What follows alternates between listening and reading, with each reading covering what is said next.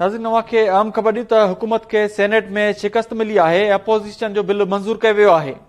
अव्हांखे ख़बर ॾियूं त पीटीआई जे मोहसिन अज़ीज़ स्टेट बैंक एक्ट में तरमीम जो बिल पेश कयो आहे। अव्हांखे अहम ख़बर खां आगाह कयूं त हुकूमत खे सेनेट में शिकस्त मिली आहे। ख़बर अव्हांखे ॾियूं त हुकूमत खे सेनेट में शिकस्त मिली आहे। अपोज़िशन जो बिल मंज़ूर कयो वियो आहे।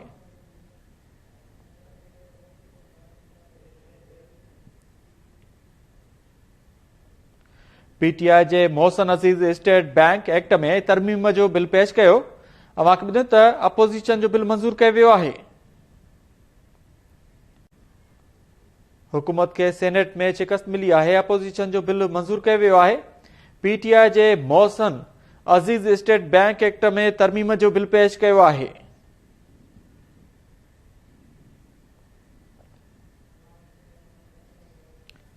ख़बर अव्हांखे ॾियूं त हुकूमत खे सेनेट में शिकस्त मिली आहे। अपोज़िशन जो बिल मंज़ूर कयो वियो आहे। पीटीआई जे मोहसिन अज़ीज़ स्टेट बैंक एक्ट में तरमीम जो बिल पेश कयो आहे। अव्हांखे अपडेट कयूं त पीटीआई जे मोहसिन अज़ीज़ स्टेट बैंक एक्ट में तरमीम जो बिल पेश कयो आहे। अपोज़िशन जो बिल मंज़ूर थी वियो आहे। हुकूमत खे शिकस्त मिली आहे। हुकूमत खे सेनेट में शिकस्त मिली आहे। अपोज़िशन जो बिल मंज़ूर कयो वियो आहे।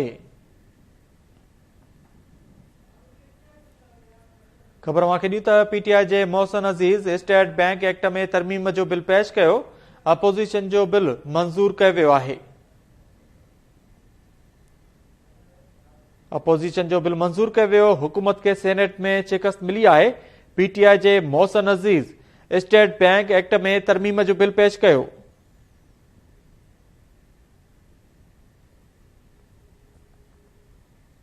ख़बर अव्हांखे ॾियूं त हुकूमत खे सेनेट में शिकस्त मिली आहे। अपोज़िशन जो बिल मंज़ूर कयो वियो आहे। पीटीआई जे मोहसिन अज़ीज़ स्टेट बैंक एक्ट में तरमीम जो बिल पेश कयो।